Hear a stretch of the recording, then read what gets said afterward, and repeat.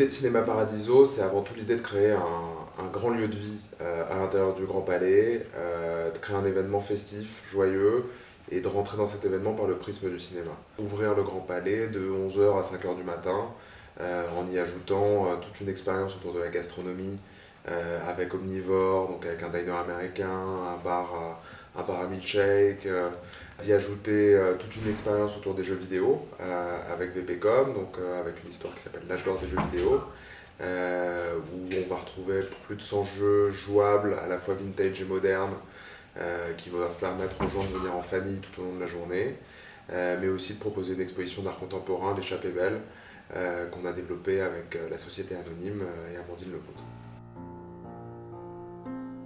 Alors l'idée de la programmation, c'était de proposer des films cultes dans tous les genres.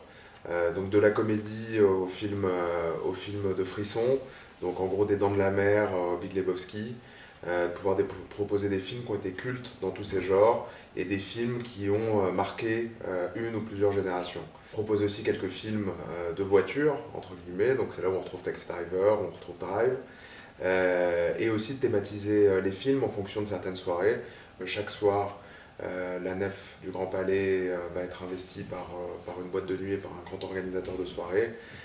Donc l'idée, c'est de proposer vraiment l'expérience de l'avant, du pendant et de l'après, avec les expositions, le burger, la séance de cinéma et la possibilité de faire la fête dans un club qu'on a baptisé Super Club pour l'occasion, Cinéma Paradiso Super Club, et dans lequel on va quand même avoir, j'espère, de très belles fêtes.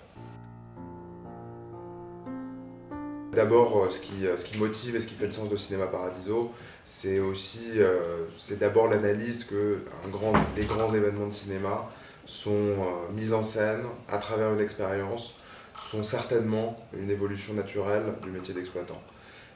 Quel sens va prendre cette évolution? On ne le sait pas encore. L'idée, c'est de tester des choses. Et Cinéma Paradiso est le premier, en tout cas pour MK2, test grandeur nature de ces analyses. Donc le premier objectif, c'est de réaliser de la meilleure manière qui soit cet événement. Ensuite, on a déjà investi certains lieux assez exceptionnels pour faire des salles de cinéma ou construire des salles de cinéma dans des lieux atypiques. On a par exemple construit une salle de cinéma dans un container qui a beaucoup voyagé. On a très récemment fait avec l'agence Ubibéné une salle de cinéma sur l'eau avec un écran, sur un mur en écran d'eau.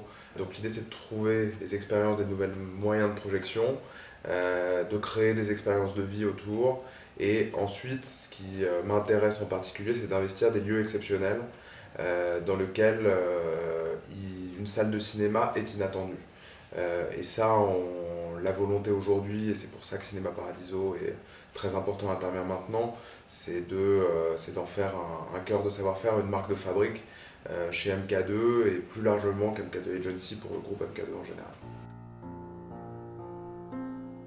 On a constaté tout de suite dès les premières mises en vente que l'attente était extrêmement forte, ce qui montre qu'en tout cas sur la notion du drive-in, du cinéma en groupe, des événements un peu exceptionnels, c'est dans l'air du temps. Aujourd'hui, c'est l'exécution qui fera la différence et les spectateurs en seront les premiers juges et j'espère qu'ils seront satisfaits. Il y a vraiment une notion de générosité derrière cet événement qui est très forte, que j'espère on va faire ressentir et qu'on va faire passer auprès des spectateurs.